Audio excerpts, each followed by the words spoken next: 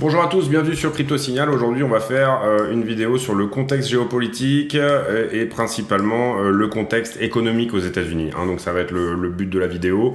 Contexte géopolitique, on va surtout l'analyser sous un angle forex, c'est-à-dire les devises en fait, tout simplement. Donc le rouble, le yuan, le dollar et puis voilà, bien d'autres choses. On va essayer de faire court. Je vais essayer de synthétiser cette vidéo quand même parce qu'il y a beaucoup de choses à dire. Donc on passe tout de suite en partage d'écran. Ici vous voyez que BTC pourrait être dans un biseau descendant.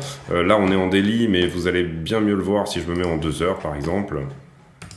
Hop, vous voyez ce biseau descendant là ici. En général les biseaux descendants se font comment? Ils se font assez souvent en 5 vagues. Le problème là c'est 1, 2, 3, 4 et 5. Ou alors 1, 2, 3, 4 et 5. On descend à 37 ou alors on casse. Pour l'instant, pour moi, il est en train de casser. C'est pas sûr. Parce que il faut qu'on clôture dans certaines time frames. Donc généralement moi je me donne une règle, c'est-à-dire que je le prends comme ça, tout simplement. Je prends la time frame la plus grosse dans laquelle le biseau est visible, et là en l'occurrence c'est le daily, et j'attends une clôture en dehors de la figure pour dire que c'est bon, on a cassé. Ok. À partir de là, et là on fait l'étude chartiste un petit peu des choses. Vous voyez que comment on calcule la target d'un biseau. Déjà on va donner les performances d'un biseau. En général, un biseau qui se ferme comme ça, pas en élargissement, mais qui est pointu. C'est un vrai biseau d'ailleurs, c'est pas une figure d'élargissement, c'est pour ça qu'on dit un biseau, biseauté, voilà, biseau. Donc du coup, un biseau, en général, on prend l'amplitude totale de la figure. Donc là, vous voyez que je me mets au point le plus haut et je considère le point le plus bas, je l'anticipe et je le reporte ici au point de cassure. Qu'est-ce que ça voudrait dire? Ça voudrait dire qu'on revient jouer avec les 45 200 $. Globalement, on est peut-être légèrement très légèrement en dessous ici, donc 45 100 $. Voilà, donc ça, c'est une première chose à prendre en compte. Pour moi, à partir de là, on a fait le tour du chartisme à court terme. Voilà, le long terme, si vous voulez avoir des plus longs termes, n'hésitez pas à regarder la chaîne tous les jours, et j'en profite d'ailleurs pour vous dire de surtout pas hésiter à vous abonner, à activer la cloche de notification et à... ça doit être mon fiston. Ouais. Allez, on y va. Bonjour, YouTube. Ok, allez, c'est bon. Voilà, désolé, c'était mon fiston pour sa 2e apparition sur YouTube. Donc du coup, oui, donc biseau, target, etc. Donc ça on en a parlé, 45 000 éventuellement, visible en daily, etc. Donc à partir de là, pour moi, c'est intéressant de faire un gros point géopolitique aujourd'hui. Pourquoi? Tout simplement parce que on a le Dixie ici qui casse une résistance importante. Vous le voyez là, qui la casse. Bon, il clôture pas au-dessus pour le coup. Et pour le coup, bon, si on se met en monthly ou ce genre de choses, je vous ai expliqué que là, pour moi en général, comment je fonctionne, c'est que je prends la target, la visibilité de la figure la plus grande. Donc là pour moi, c'est le monthly. Une clôture en monthly, c'est-à-dire dans 2 jours au-dessus. Et là pour moi, le W monthly aura vraiment pris forme et pris toute sa valeur. Pourquoi le Dixie augmente autant? Et ça, c'est la question principale qu'on doit se poser, c'est-à-dire dans quel état est l'économie américaine et pourquoi le Dixie augmente autant. Le Dixie augmente à ce point-là, et vous voyez là une énorme parabole, on voit rarement des bougies en un mois qui sont à ce point-là bullish. Tout simplement parce que l'argent ne sait pas où aller. Et ça, je vous l'ai expliqué dans d'autres vidéos, c'est-à-dire que vous avez $1. Tout le monde en ce moment ne rentre ni sur les obligations, ni sur les assets à risque. On est plutôt même en sortie de ces assets. Et tout simplement, le dollar ne sait pas où aller. Je vous le montre, si je vous montre les taux à 10 ans, on ne rentre pas ici sur les obligations. Non plus, tout simplement parce que ici, vous voyez que les taux à 10 ans sont, oui, certes bull, mais en fait, ça c'est l'effet inverse qu'on voudrait. C'est-à-dire que si tout le monde voulait des taux à 10 ans, on en voudrait à des prix qui sont bien moindres que ça. On augmente les taux pour pouvoir attirer les capitaux vers les bons du trésor américain. Ici, vous voyez le prix des taux, donc un ETF qui est basé sur le prix des taux, et vous voyez cette épaule tête-épaule ici avec une target là à 108. Ça veut dire que personne ici n'a confiance dans l'économie américaine, n'a confiance dans sa capacité à rembourser ses emprunts. Ça, c'est comme ça qu'il faut le voir. Donc le dollar reste dans le dollar, mais il ne va nulle part ailleurs. Pourquoi il ne va nulle part ailleurs et comment est calculé le Dixie? Tout simplement, le mode de calcul du Dixie, alors où est-ce qu'on va le trouver? Oui, voilà. C'est principalement une pondération avec un panier de 6 devises. 5 devises, puisque je crois que la couronne, la couronne suédoise n'existe plus, ou alors je me dis peut-être une... Si, ça doit peut-être exister, bon c'est pas grave, c'est pas important. Ici vous voyez que on a l'euro-dollar, on a le USD sur le yen japonais, on a la livre sterling, on a le dollar canadien, on a la couronne suédoise et on a le franc suisse. Donc on a 6 devises face au dollar, pondérées, avec très peu de francs suisses, et vous voyez ici un énorme coefficient pour l'euro-dollar, un coefficient assez important pour le yen, et puis la livre sterling, etc. On descend en coefficient. Donc énormément corrélé, le Dixie est énormément corrélé à l'euro-dollar. Et là, pour moi, il manque pour vraiment apprécier la force du dollar face aux autres monnaies mondiales, il va nous manquer, pour moi, 2 monnaies un peu importantes en ce moment. C'est tout simplement le yuan, et tout simplement également le rouble, puisque voilà, c'est quand même des puissances assez importantes. Quand on regarde donc du coup le Dixie, on comprend qu'on est pondéré énormément par rapport à l'euro-dollar. Quand on regarde l'euro-dollar, ici, vous voyez qu'on est quasiment à la parité. Bon là, je reste en monthly, mais c'est peut-être finalement pas mal de le faire. Vous comprenez ici le gros sell-off de mars 2020. Ici, on arrive quasi à la parité entre euro et dollar. Et puis ensuite, depuis, finalement, on est sur une trend de correction également. Donc nous, on était habitués. Bon là, j'ai pas plus d'historique que ça sur la chart, malheureusement sur celle-là, puisque c'est sur Kraken. Mais bon, je pourrais vous en trouver des mieux. Hein. Peut-être que celle-là, on a plus d'historique. Voilà. Donc du coup, ici, vous comprenez qu'on est sur une trend de baisse de l'euro par rapport au dollar, et ce, depuis relativement longtemps. On était sur un canal haussier, l'euro s'appréciait par rapport au dollar jusqu'à 2008 finalement, le moment où l'euro a trouvé son point haut, et puis là depuis on est toujours dans ce canal, mais on est en train de casser ce canal, d'accord? Et ça c'est très important à comprendre parce que en ce moment, guerre en Ukraine, etc., gros sell-off. Et comment ça se passe aux États-Unis? Tout simplement, comment ça se passe quand il y a comme ça un contexte géopolitique compliqué? Les États-Unis vont d'abord se dire America First. Et c'est exactement ce qui s'est passé sur le marché, américain. C'est-à-dire que les fonds de pension américains sont, et là je vous montre le CAC 40 du coup, les actions françaises. Donc juste avant la guerre en Ukraine et pendant la guerre en Ukraine, on a eu un sell-off massif. Et puis ensuite, là, on est en train de maintenir pour l'instant le premier arrêt. On fait un rebond. Mais vous comprenez que ici, ça, les 38% de cette hausse depuis mars 2020, cette grosse diminution-là, c'est tout simplement la guerre en Ukraine. Et principalement, bien évidemment, ce sont les fonds de pension américains qui sortent leur argent de l'économie européenne. Dans le même temps aussi, l'argent sort des actions russes, tant qu'il a pu le faire, tant que la bourse n'était pas fermée, mais l'argent est également énormément sorti, bien entendu, de l'économie russe. Bon, ça c'est un fait, hein, même les entreprises sont sorties directement. Ensuite, on sort aussi de la Chine, mais ça fait un moment qu'on le fait, et en fait, on sort de la Chine par rapport au confinement successif, par rapport à la politique zéro Covid appliquée en Chine, mais aussi parce qu'il y a un enjeu stratégique à sortir de la Chine, et là, du coup, j'essaye de vous trouver, voilà, ça c'est l'indice... ça c'est l'indice tech, on va dire chinois, où du coup on a pris un moins 70% toute l'année 2021, hein, c'est-à-dire que là voilà, on était en janvier, à partir de février 2021, toute l'année 2021 elle a été littéralement catastrophique pour la Chine. Est-ce que là on n'a pas trouvé un bottom? C'est la question qu'on va se poser maintenant, et on va se poser aussi la question de quelle est la force du dollar finalement par rapport au yuan et par rapport au rouble également. Alors il y a certains qui peuvent dire on s'en fout. Vous pouvez si vous voulez, mais pour moi ça définit un petit peu la géopolitique des 20 ou 30 prochaines années, donc ça m'intéresse. À partir de là, le dollar par rapport au yuan, et vous comprenez ici pourquoi l'économie chinoise a autant dégringolé, tout simplement parce que le yuan a continué à appliquer une politique de yuan fort, c'est-à-dire que pendant toute la crise Covid, le yuan s'est énormément déprécié, par rapport, le dollar s'est déprécié par rapport au yuan, tout simplement parce qu'on n'a pas imprimé de yuan. Les Chinois ont dit, nous, la récession, on va se la prendre dans les dents, et on va se la prendre maintenant, et c'est pas grave.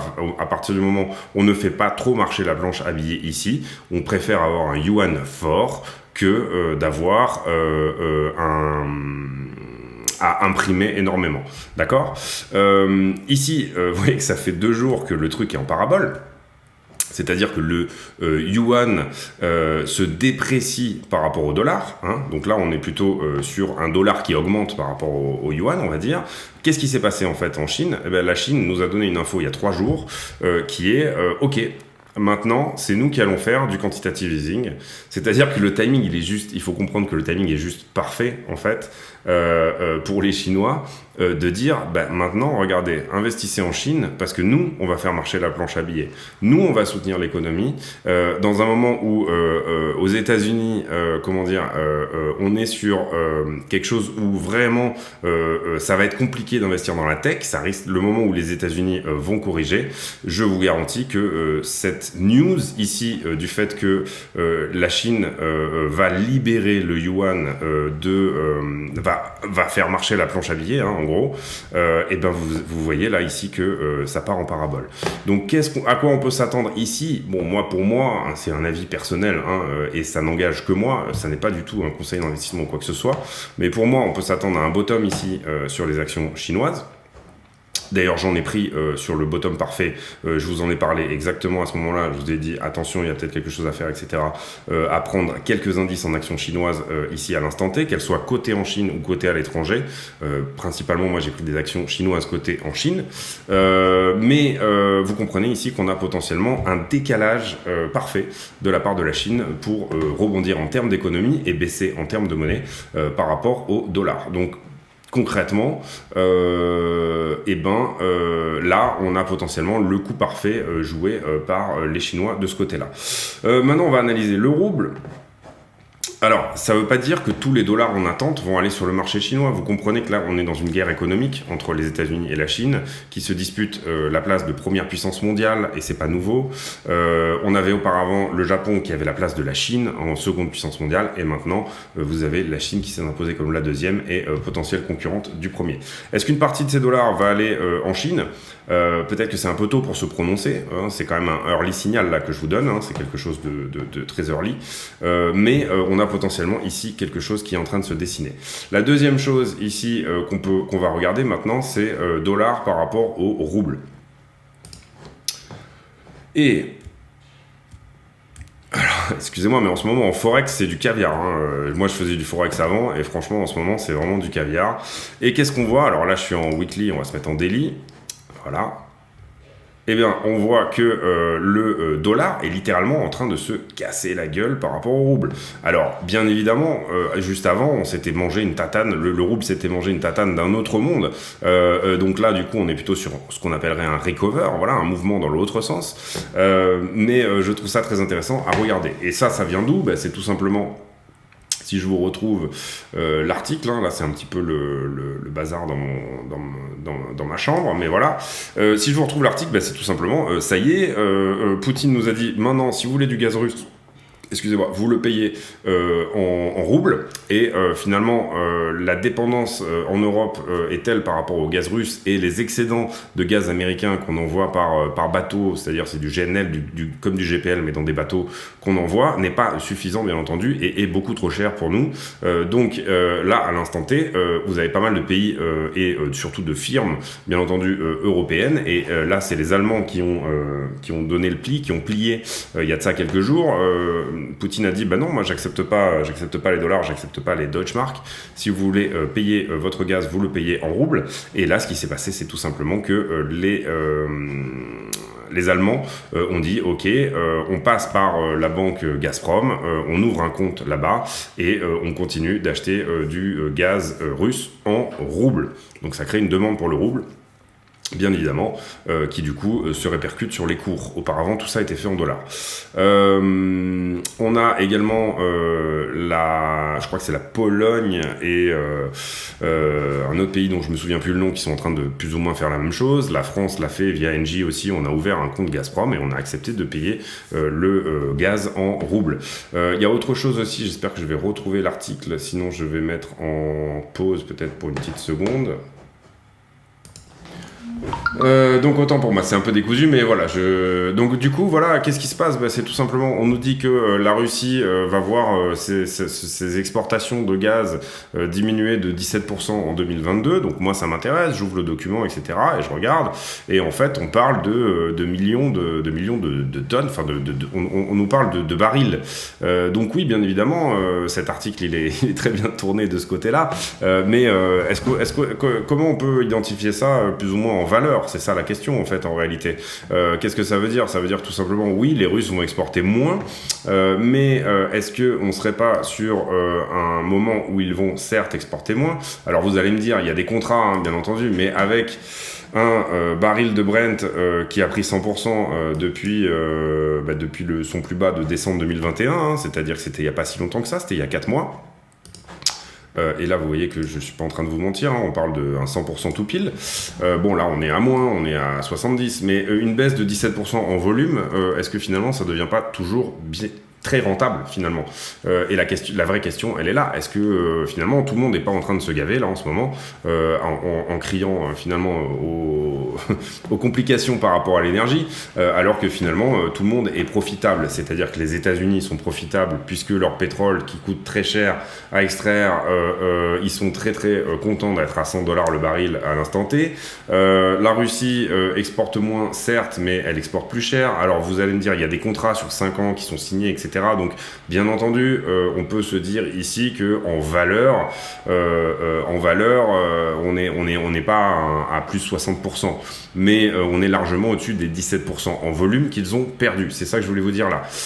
Donc voilà, c'est pour ça qu'on a un rouble qui s'apprécie là en ce moment. C'est que tout simplement, vous comprenez ici les choses. Donc oui, le Dixie nous dit l'Europe, le dollar est fort par rapport à l'euro, mais l'euro est en PLS là en ce moment, hein, littéralement.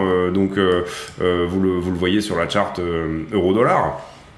Donc oui, certes, le yen, j'en parle pas, c'est encore pire. Après, qu'est-ce qu'il nous reste? Le dollar canadien, bon, ça doit pas être excellent non plus. La couronne suédoise, je pense qu'elle affiche plutôt de la force ici. Ouais, c'est ça, elle affiche plutôt de la force, tout simplement parce que les Suédois ont aussi des assets d'énergie. Et puis voilà. Donc voilà, c'était de ça dont je voulais vous parler aujourd'hui. C'était de tout ce contexte géopolitique qui fait que l'économie américaine ici est un endroit qui est compliqué. Et ça, comment on peut le voir ici dans les news. Alors j'espère que j'ai pas perdu là. Voilà. Tout simplement, aujourd'hui, on nous dit que l'économie américaine fait un GDP, donc c'est un petit peu l'équivalent du PIB chez nous, donc c'est ce qu'on pourrait appeler la croissance en fait, fait moins 1,4% sur le premier trimestre 2022. La prévision était de 1,1%, d'accord? Ça, je trouve que c'est intéressant. Pourquoi je trouve que c'est intéressant?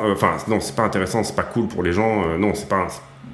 Pardon, c'est pas intéressant, c'est pas ce que je veux dire. Mais par contre, on nous parlait de récession, là pour le coup, on est en plein dedans. Hein. Voilà, le fait de lâcher de la croissance et qu'un pays diminue par rapport à l'année précédente, là on est en plein dedans. Donc les chiffres sont sortis aujourd'hui, donc là je vous mens pas, le forecast était de 1,1, on fait quasiment 2,5% en dessous des forecasts. Pourquoi ça m'intéresse pour Bitcoin, hein, on revient faire le lien avec Bitcoin là, ça a été long à tirer, mais voilà, vous comprenez ici que tout simplement parce que la Fed pourrait décider que finalement les risques de récession et les risques pour le marché du travail sont trop importants pour faire une hausse trop accélérée des taux. Et est-ce que là ici on a un petit peu changé là-dessus? Suite à la sortie de ce chiffre, c'est ça qui m'intéresse. Non, pas vraiment, on est toujours à 3,5% qui pensent que les taux ici vont rester dans ces eaux-là et à 96% qui pensent qu'on sera à 1% le 4 mai. Donc dans 6 jours, il y a un meeting de la Fed, meeting très important, meeting lors duquel le marché a pricé, parce que ça a été annoncé plus ou moins par Jérôme Powell, que les taux allaient augmenter de 0,5%, donc c'est une hausse assez importante. Pour l'instant, les taux sont à 0,5%, donc ça voudrait dire doubler, aller à 1%. tout simplement, les taux directeurs de la Fed ici, et vous comprenez là que potentiellement, en tout cas, ça pourrait calmer un petit peu la Fed. Quels sont les indicateurs de la Fed pour pricer leur taux, pour dire ok c'est bon, on peut le faire? C'est d'abord le marché du travail. Le marché du travail il est vraiment excellent aux États-Unis. Il n'y a pas de chômage à l'heure actuelle, etc. Il y a assez peu de gens qui n'ont pas de travail. Donc le marché du travail il est plutôt très bon à l'instant T. Vous avez également dans la manière pour la Fed de calculer ses targets et ses possibilités d'augmenter les taux sans faire mal à l'économie, puisque à la base la Fed théoriquement devrait un petit peu s'en foutre du marché des actions, mais vous avez quand même un sell-off sur le marché des actions qui peut calmer un petit peu les choses parce que ça reste de l'investissement, c'est-à-dire que pour les sociétés ça dégage des possibilités d'investissement le fait que vos actions augmentent. Et la troisième chose, enfin la deuxième, je la mettrai plutôt en deuxième position, c'est bien entendu le PIB du pays, c'est-à-dire un risque de récession qui lui de manière décalée va créer du chômage. Donc à surveiller. Pour moi, c'est quelque chose qui est à la fois bear et bull. Je sais pas comment expliquer, mais je voulais vraiment faire le point là-dessus de ma pensée, de manière à ce que tout le monde puisse comprendre ça. On revient sur les earnings, c'est-à-dire les publications de résultats trimestriels de toutes les entreprises américaines en ce moment du Nasdaq. Hier, on a eu les earnings de Meta qui étaient plutôt bons, donc Facebook, plutôt bons, plutôt même très bons par rapport aux prévisions. Donc voilà, on a juste des grosses pertes par rapport à tout le système métaverse qu'il y a autour. Hein. C'est un gros investissement pour Zuckerberg d'envoyer du lourd là-dessus. Donc ils ont perdu 3 milliards sur cette espèce de concept autour du métaverse qu'ils ont créé autour de la société Oculus, les masques, etc. Enfin toutes ces choses-là.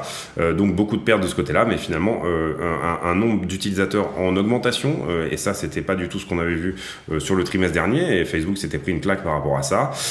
Et puis voilà, on a PayPal qui a aussi publié ses earnings hier soir et qui eux ont été plus ou moins corrects, dans les clous en fait, tout à fait dans le bénéfice par action qui avait été évalué en amont par les spécialistes. Apple qui publie ce soir, vous voyez, et Amazon qui publie également ce soir, Mastercard qui va publier dans la journée, ça a peut-être déjà été fait, j'ai pas regardé, mais là du coup on aura des gros qui vont publier leurs earnings, donc ça c'est vraiment important à comprendre, que ce soir on aura probablement des news plus ou moins bonnes ou pas pour le Nasdaq et le S&P 500. Et puis demain, on est plutôt sur de la biotech et de l'énergie. Donc voilà. Donc on a fait le tour des earnings. Maintenant, on va aller faire les news rapidement. Puis ensuite, on ira faire le sentiment. Les news, on a pas mal de news ici sur cette histoire de justement l'économie qui est qui rétrécit de 1,4%. Et c'est son plus bas trimestre depuis le premier trimestre 2020. Donc là, vous voyez ici, on nous montre les mois, etc. Donc ça, c'est vraiment intéressant à regarder.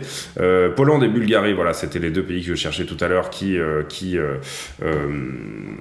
ont été en fait on a fermé le gaz dans ces pays-là, le gaz russe, en leur disant vous payez en roubles ou alors c'est rien du tout. Ensuite ici on a toute cette narration autour de la guerre. Alors bon, moi juste sur le point, je veux pas trop parler de ça parce que en même temps je suis obligé de le faire parce que tout simplement ça définit en partie aussi le prix de Bitcoin, donc je suis obligé de le faire. Sur la guerre en Ukraine, on nous dit que Poutine voudrait que ça soit terminé au 9 mai.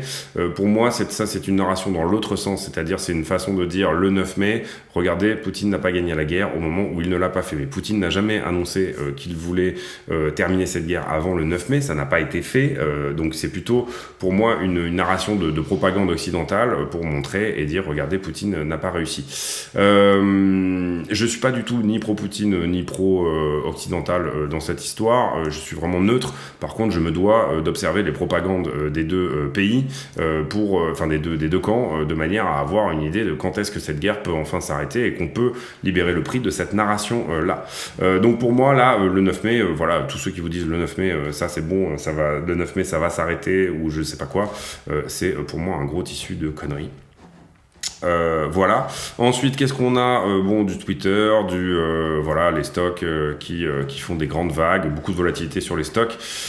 Après, dans cette semaine des earnings, sur CoinDesk, on va faire MarketWatch d'abord. MarketWatch qui nous parle de cette récession économique en headline aussi, et qui nous dit, bah non, en fait, ça n'est pas une récession, et voilà pourquoi. Et tout simplement, là, qu'est-ce qu'on nous dit dans l'article? On nous dit, bon, en gros, oui, le Gross Domestic Product, donc le GDP, a diminué de 1,4%, mais par contre, on a eu un excellent indice de consommation à 2,7% d'augmentation, malgré l'inflation. On a eu un indice de investissement dans les affaires et les business qui a augmenté de 7,3%. Donc oui, c'est un mauvais trimestre, mais c'est pas forcément le début d'une récession. En gros, c'est le but de cet article qui nous explique un petit peu toute cette histoire-là. Ensuite, calendrier économique, aujourd'hui on n'a pas grand chose, demain on aura pas mal de choses sur non, aujourd'hui on est le 28, pardon, excusez-moi, c'est pour ça que je regardais Rick Ross, voilà, ça a été la première estimation du GDP. Non, demain on a plutôt des choses sur le marché du coût de l'emploiement, sur les marchés des prix à la consommation, consumer spending, voilà, plutôt sur la demande. Aujourd'hui on avait des choses qui étaient plutôt sur l'offre et l'économie, demain on aura des choses plutôt sur la demande. Donc ça c'est le calendrier économique. Ensuite on va aller voir les news plus propres à Bitcoin, etc. On a un projet de loi en Russie qui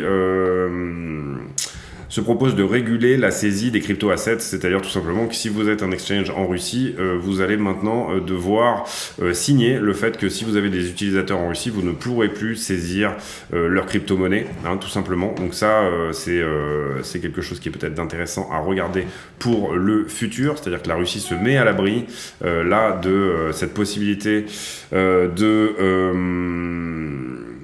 de prendre leurs assets, c'est-à-dire qu'à mon avis ils auront leurs clés, c'est-à-dire que si vous leur dites tout simplement vous pouvez plus échanger chez moi étant un asset, ils auront tout simplement leurs clés, vous serez obligé à mon avis d'être en mode décentralisé si vous voulez opérer en Russie. Et ça pour moi grosse news aussi, BlackRock qui lance son ETF sur la blockchain. Pour offrir aux investisseurs une exposition sur le secteur des crypto-monnaies. BlackRock, c'est quoi? C'est un géant, je pense que c'est 1000 trillions, je crois que c'est c'est ça, une quinzaine de fois la capitalisation du Bitcoin en assets gérés. Donc vous comprenez ici que ça, c'est du lourd pour moi, c'est vraiment du lourd cet ETF.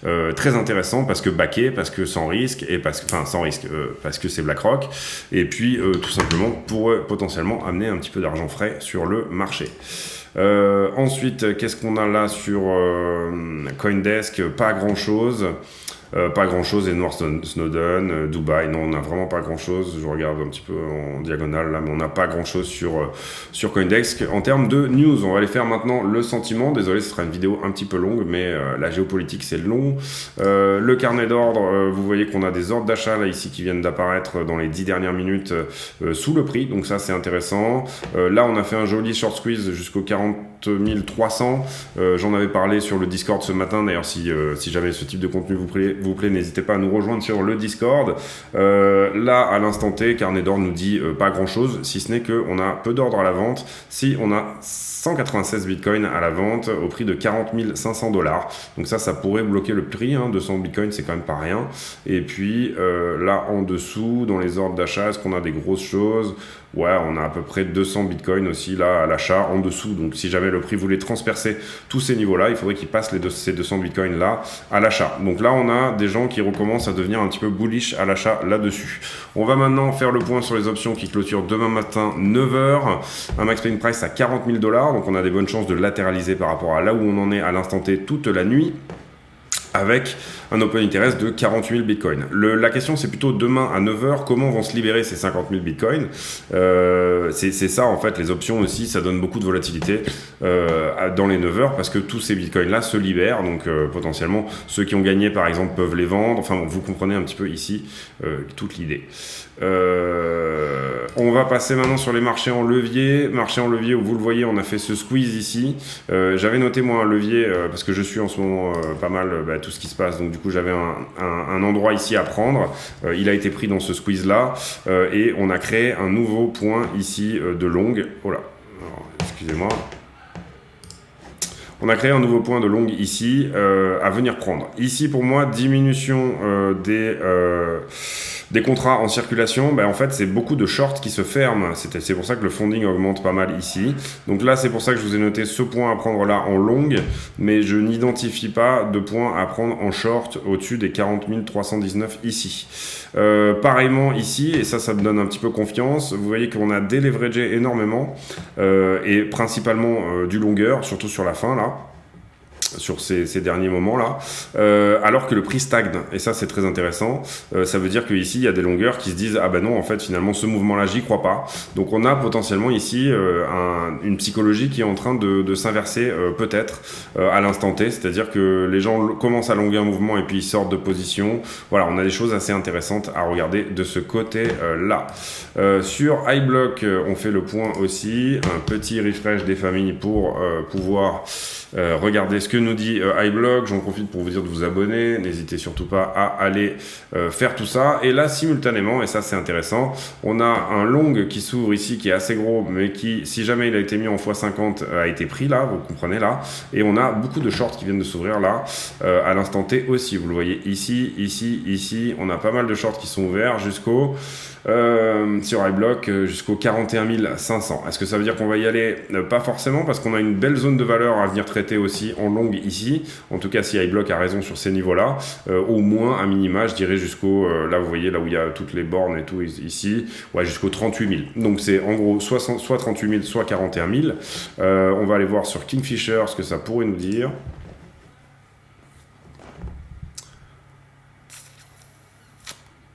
Donc du coup sur Kingfisher, oui, donc j'en profite pour vous dire aussi que la chaîne est monétisée dorénavant, donc vous allez avoir des pubs en milieu de chaîne.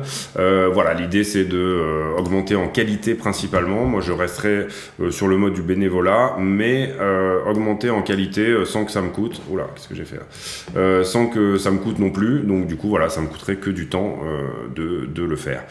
Ici sur Kingfisher, on identifie plutôt cette poche au 38 que quelque chose à venir prendre au 41. Vous voyez que en valeur, elle a l'air d'être beaucoup plus grosse ici que là. Donc Kingfisher qui nous dit plutôt que à l'instant T, ça pourrait baisser. Petit point sur notre ami la baleine numéro 3 qui vient de racheter ici 1000 BTC au prix de 39 341 $.